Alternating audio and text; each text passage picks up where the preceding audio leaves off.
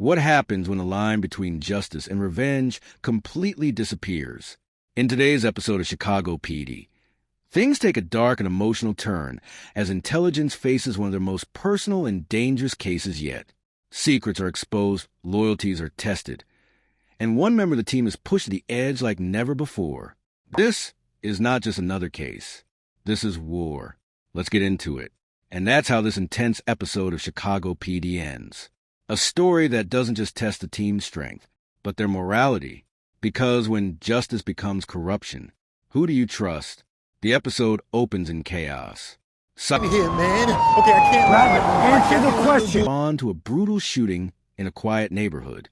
At first, it looks like another gang-related incident, something the city has seen too many times.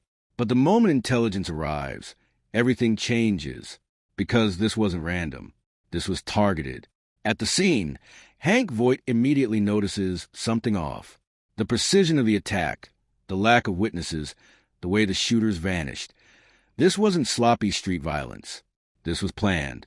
And whoever did it knew exactly what they were doing.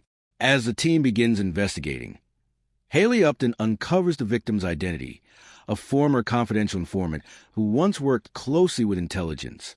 And just like that, the case becomes personal. Because if someone is targeting their informants, then the entire unit is exposed. Voight doesn't waste time. He pulls everyone in, Kevin Atwater, Adam Ruzek, and Kim Burgess, and makes one thing clear. This isn't just about solving a case. This is about sending a message.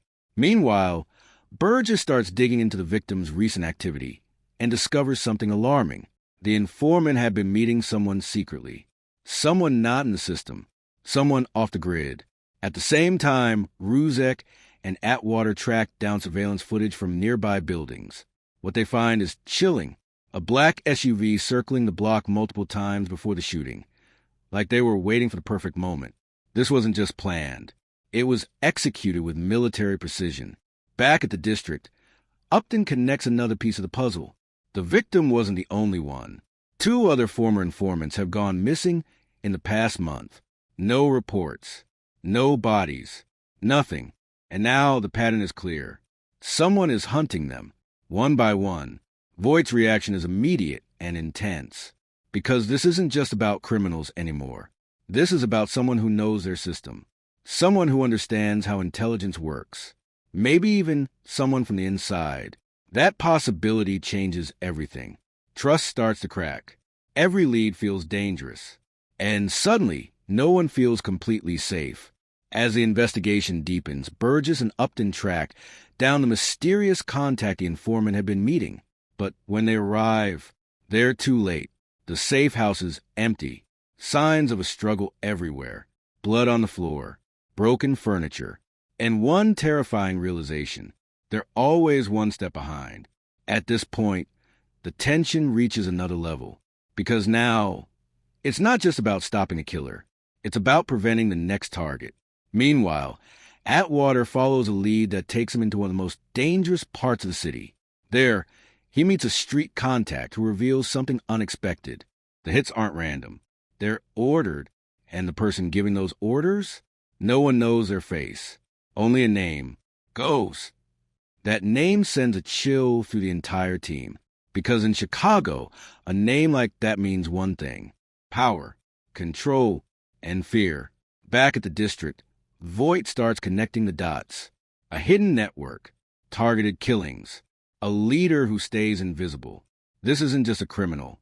This is an operation. And then comes a twist. Ruzek uncovers a financial trail linking the victims to a private security firm, one that has contracts with multiple law enforcement agencies, including CPD. That's when it hits them. This isn't just someone targeting informants. This is someone cleaning house, erasing loose ends. And suddenly, the idea of an insider doesn't feel like a theory anymore. It feels real. The team moves fast. They track down one of the firm's operatives and bring him in for questioning. At first, he refuses to talk. But Voight does what Voight does best. He pushes hard, and eventually, the truth starts to come out.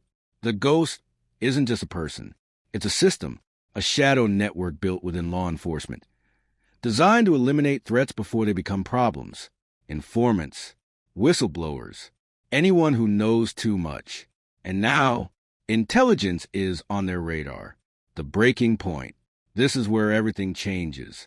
Because for the first time, the team realizes they're not just chasing a criminal. They're being watched. Upton struggles with this more than anyone, because if the system is corrupt, then what does justice even mean anymore? Meanwhile, Burgess refuses to back down. She pushes harder, determined to save the remaining targets, even if it means putting herself at risk. And Voight, he makes a decision, a dangerous one. He's not going to follow the rules anymore. The team tracks down the next target, a former informant hiding under a new identity. But just as they reach him, the ghost strikes again. A high-speed chase erupts through the city. Bullets fly, cars crash, and for a moment, it feels like complete chaos. But this time, intelligence is ready. They intercept the attackers and capture one of them alive. And this is the moment everything is revealed. The attacker confirms it. The Ghost network has been operating for years. And they're everywhere, even inside CPD. Ending explained. The episode ends on a powerful and chilling note. Voight stands alone, looking out over the city. For once, he's not in control. Because this isn't a fight he can win with force alone. This is bigger than him. Bigger than intelligence. It's a war against a system that was supposed to protect people. And now, the question isn't just about stopping the ghost. It's about surviving it. Because if they go too far, they could become exactly what they're fighting against.